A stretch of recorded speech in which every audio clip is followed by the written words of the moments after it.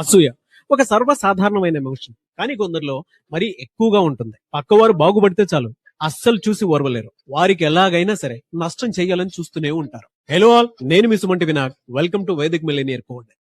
ఒక చిన్న గ్రామంలో రామయ్య, సుబ్బయ్య అనే ఇద్దరు రైతులు ఉండేవారు. ఇద్దరికి పక్కపక్కనే పొలాలున్నాయి. రామయ్య చాలా కష్టపడి పనిచేసే రైతు. తెల్లవారుజామునే పొలానికి వెళ్లి పనిచేసి మంచి పంట పండించేవాడు. కానీ సుబ్బయ్య మాత్రం రామయ్య పంట చూసి అసూయ పడేవాడు. రామయ్య పంట ఎందుకింత బాగా వస్తుంది, నా పొలం కంటే అతని పొలం ఎందుకంత మెరుగ్గా ఉంది అని ఎప్పుడు బాధపడుతూనే ఉండేవాడు. తన పొలం మెరుగుపరుచుకోవడానికి ప్రయత్నం చేయకుండా రామయ్యకు నష్టం జరిగితే బాగుంటుంది అనుకునేవాడు. ఒక సంవత్సరం వర్షాలు బాగా పడ్డాయి. రామయ్య పొలంలో పంట చాలా చక్కగా పెరిగింది. గ్రామంలో ఉన్న వారందరూ అతన్ని చాలా బాగా ప్రశంసించారు. ఇది చూసిన సుబ్బయ్యకు ఇంకా అసూయ పెరిగిపోయింది. ఇది ఇలాగే ఉంటే గ్రామంలో అందరూ అతను ఒక గొప్ప రైతు కిందకు చూస్తారు అని అనుకున్నాడు సుబ్బయ్య. ఒక రోజు రాత్రి అతనికి ఒక చెడు ఆలోచన వచ్చింది. రామయ్య పొలానికి వెళ్లి నీటి కాలువను మూసేస్తే పంట మొత్తం ఎండిపోతుందని భావించాడు. ఆ రోజు రాత్రి చీకట్లో వెళ్లి కాలువ మొత్తాన్ని మట్టితో మూసేశాడు. తనకు చాలా తెలివైన పని చేసినట్టు అనిపించింది. కానీ ప్రకృతి ముందు ఎవరి కుట్రలు పనిచేయవు కదా.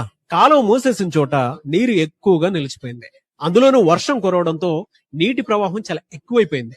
దీంతో ఆ నీరు వేరే దారిలో చాలా వేగంగా ప్రవహించింది. ఆ నీరంతా ముందు సుబ్బయ్య పొలానికే చేరింది.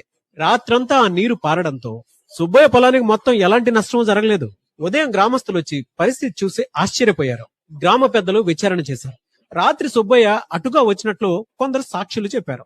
అప్పుడు నిలదీయగా సుబ్బయ్య తన తప్పును ఒప్పుకున్నాడు. రామయ్య పంట పాడవ్వాలని అనుకున్నాను, కానీ నా పంటే నాశనమైపోయింది అని అందరి ముందు బోరని ఏడ్చేశాడు. రామయ్య ఏ మాత్రమూ కోప్పడలేదు. పైగా అతన్ని చూసి, సుబ్బయ్య, ఇతరుల పంట పాడవ్వాలని కోరుకుంటే మన పంట ఎలా పండుతుంది? మనం కష్టపడితేనే పంట వస్తుంది అని అందరి ముందు అర్థమయ్యేలా చెప్పాడు. దీంతో సుబ్బయ్యకు అసలు విషయం అర్థమైంది. అతను చేసిన తప్పును తెలుసుకున్నాడు. ఆ రోజు నుంచి రామయ్యతో కలిసి పొలంలో పనిచేసి మంచి పంట పండించడం నేర్చుకున్నాడు. ఈ ఎంటైర్ స్టోరీ మనకేం సూచిస్తోంది అనంటే, ఇతరుల నష్టం కోరుకోవడం మనల్ని ఎప్పుడు ముందుకు తీసుకుని వెళ్ళదు. అసూయ కంటే కూడా కష్టము, నిజాయితీ ఎప్పటికీ మనిషిని విజయవంతుని చేస్తాయి. ఇతరుల మంచి కోరి వారిని కలుపుకుంటూ వెళ్ళిపోతేనే జీవితం ఎప్పటికప్పుడు మనకు తగినట్లుగా ఉంటుంది. మీ జీవితంలో మీ మీద అసూయ ఉన్నటువంటి వాళ్ళు చాలా మంది ఉంటుంటారు. వారి గురించి కింద కామెంట్ బాక్స్ లో పోస్ట్ చేయండి, మీరేమనుకుంటున్నారు అనేది.